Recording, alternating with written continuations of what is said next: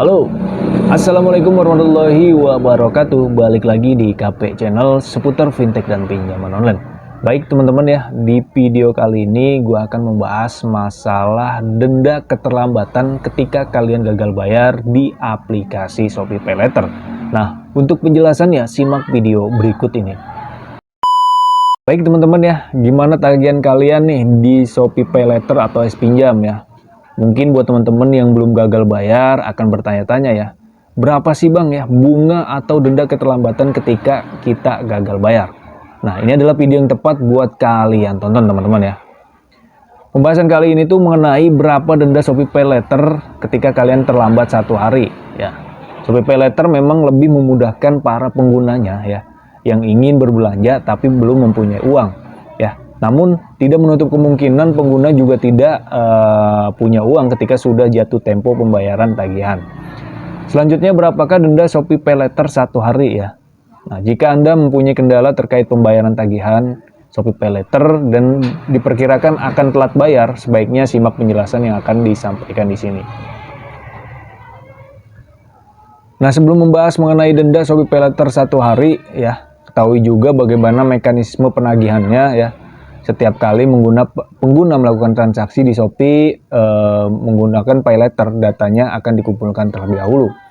Nah, selanjutnya Shopee PayLater akan mencetak tagihan di tanggal yang sudah ditentukan, yaitu pada tanggal 25 atau tanggal 1 setiap bulannya. Jika tagihan sudah tercetak, pengguna harus segera melunasi tagihan tersebut. Shopee PayLater memberi waktu hingga 10 hari sehingga jatuh temponya ada di tanggal 5 atau tanggal 11 ya. Nah, jika pengguna diketahui masih belum melunasi tagihan sampai tanggal tersebut berakhir, maka akan dikenakan denda, teman-teman ya. Nah, ketika pengguna sudah melakukan pembayaran atau pelunasan tagihan Shopee PayLater, maka limit kredit akan dikembalikan kepada penggunanya. Artinya, Anda bisa menggunakan kembali limit untuk bertransaksi. Nah, jadi teman-teman harus tahu dulu nih ya, penagihannya seperti apa sebelum gagal bayar di aplikasi Shopee PayLater. Nah, selanjutnya untuk denda Shopee PayLater ketika kalian telat bayar, ketika kalian nggak bisa ngebayar lah gitu ya, untuk 1 harinya ya, seperti yang telah dijelaskan sebelumnya, pengguna akan dikenakan denda jika belum melakukan pembayaran ya. Nah, untuk di Shopee sendiri pada saat tanggal jatuh tempo, misalkan tanggal 5 atau tanggal 11, Shopee PayLater tidak memberlakukan denda per hari teman-teman ya, tapi akan berlaku biaya keterlambatannya per 1 bulan. Besar biaya keterlambatan ini adalah 5% dari total tagihan yang sudah dicetak. Jadi setiap per bulan ketika kalian gagal bayar ya, kalian gagal bayar maupun 1 hari, 2 hari atau 3 hari, yaitu masuknya 5% teman-teman. Diakumulasikan dalam 1 bulan ya. Itu per bulannya 5%. Sebagai contoh seperti ini ya. Anda memiliki tagihan misalkan 500.000. Kemudian terlambat 1 hari, maka akan berlaku denda sebesar 5% dikali 500.000. Jadi dendanya atau bunganya itu adalah 25.000 dalam 1 bulan. Ini yang total yang tagihannya 500.000 teman-teman ya. Jadi total tagihan yang harus Anda bayarkan adalah 525.000 ya. Jadi untuk sistem Shopee ini dia diakumulasikan ya. Untuk diakumulasikan ini, misalkan teman-teman yang tadi gua katakan ya, telat 1 hari atau 2 hari atau 3 hari atau 1 minggu lah.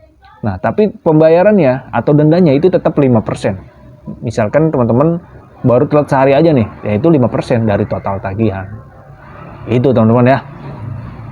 Nah, tidak hanya berimbas pada pengenaan biaya keterlambatan atau denda saja.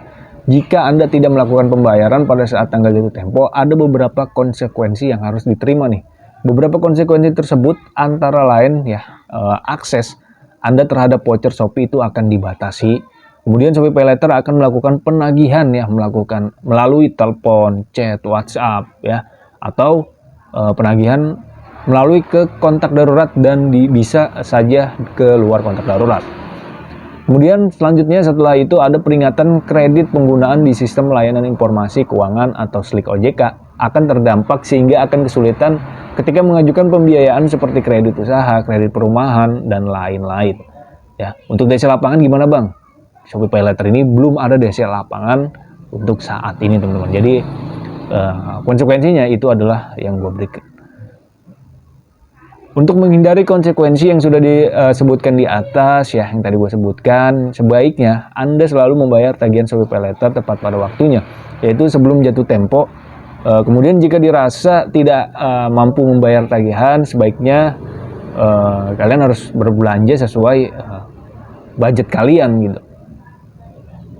Lalu bagaimanakah cara untuk membayar tagihan Shopee PayLater Bang yang sudah terlambat dan dikenakan denda ya? Caranya masih sama seperti pembayaran biasanya ya. Yang pertama, kalian buka Shopee. Langkah paling awal yang harus Anda lakukan tentu saja membuka aplikasi Shopee yang sudah diinstal di smartphone. Pastikan juga sudah login ya, merupakan akun yang memiliki tagihan Shopee PayLater. Kemudian kalian lihat tagihannya berapa. Buka menu saya dengan cara klik menu di bagian bawah. Selanjutnya klik pada menu Shopee PayLater di bagian dompet saya. Tagihan akan terlihat di situ. Kalian klik periksa detail tagihan. Nah, kalau kalian ingin membayar, kalian bisa melakukan pilih metode pembayaran ya. Itu banyak metode pembayaran ya, sesuai kalian yang ingin membayarnya gitu. Nah, ketika detail tagihan sudah ditampilkan, klik pada menu bayar ya. Selanjutnya pilih salah satu metode pembayaran yang Anda inginkan, misalnya ShopeePay, transfer bank, atau minimarket. Lakukan pelunasan sesuai petunjuk yang bisa Anda terima ya. Nah, denda Shopee PayLater 1 hari yang berlaku adalah 5% ya. Semakin besar tagihan Anda, maka dendanya juga semakin banyak ya. Jangan sampai Anda harus membayar denda, oleh karena itu sebaiknya lunasi tagihan sebelum waktunya berakhir. Nah, jadi sudah jelas teman-teman ya, bahwa untuk denda atau bunga keterlambatan di Shopee PayLater itu sebesar 5% dari total tagihan ya. Maupun kalian telat 1 hari, 2 hari, 3 hari, 7 hari ya, itu bakal diakumulasikan, dihitungnya 5%, tetap 5%. Jadi jangan sampai telat. Kalau mau telat sekalian sebulan gitu teman-teman ya. Kalau untuk telat 1 hari ya percuma aja. Kalian bayar denda keterlambatan itu 5%. Nah, liciknya di pinjaman online itu seperti itu teman-teman. Shopee itu jadi bunga yang 5%. Ya memang untuk bunga 5% ini ya dibandingkan dari pinjaman online lain ya cukup lumayan kecil juga gitu ya, dibandingkan pinjaman online yang lain. Tetapi kalian juga harus waspada, kalian juga harus hati-hati. Kalau kalian ingin gagal bayar, kalian harus lihat dulu nih ya, apa aja konsekuensi yang harus dihadapi ya. Kalau kalian sudah paham terhadap konsekuensi di atas ketika kalian gagal bayar karena kalian gak punya uang, ya udah galbay aja. Masalah konsekuensi tersebut yang sudah kalian pahami ya, kalian loss aja ya, galbay aja ya. Nggak usah mikirin masalah resiko terberat ketika kalian gagal bayar di Shopee PayLater. Kalian fokus ke keluarga kalian, kalian fokus mencari uang untuk kebutuhan hidup sehari-hari kalian, untuk makan kalian gitu ya. Jangan sampai kejadian untuk berulang kali yang sudah terjadi ketika kalian gagal bayar di aplikasi Shopee PayLater. Jadi seperti itu teman-teman. Oke, mungkin segitu aja video kali ini yang mengenai denda keterlambatan di Shopee PayLater. Semoga bermanfaat buat kalian. Ini yang gua simpulkan. Jangan sampai teman-teman gali lubang tutup lubang hanya demi melunasi satu hutang. Karena gali lubang tutup lubang itu tidak akan menyelesaikan masalah kalian, yang ada malah menambah masalah kalian. Oke, segitu aja video kali ini. Semoga bermanfaat. Sampai jumpa ke video selanjutnya. Thanks for watching dan salam galbay.